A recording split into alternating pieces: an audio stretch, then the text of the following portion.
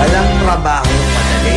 Wala kang karapatang maliitin yung trabaho ng iba. Yung iba sasabihin, gwardiya lang naman yan, rider lang naman yan, construction worker lang naman yan, gasoline boy lang naman yan, fast food crew worker lang naman yan. Pucha, nagkaroon lang tayo ng maganda-gandang klase ng trabaho. Akala na natin kung sino na tayong entitled sa mundong to. Minamaliit natin yung mga taong mas mabababa yung sa atin. Pagkakaalam ko kasi, wala kang karapatang maliitin o matahin yung trabaho ng iba hanggat nagtatrabaho sila ng marangal. Walang trabahong madali. Lahat nagdadaan sa hirap. Lahat nagsasakripisyo. Kaya kung iniisip mong porket maganda-ganda yung trabaho at malaki-laki yung sinasahod mo, mamaliitin mo na yung mga trabaho ng mga taong nagtatrabaho na mas maliit yung sahod sa'yo. Mag-isip-isip ka.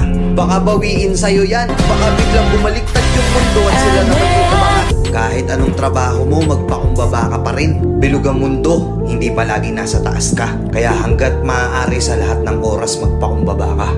Diba? May kilala pa kayong ganito? Minsan na rin pa kayong nilait ng mga ganitong klaseng tao?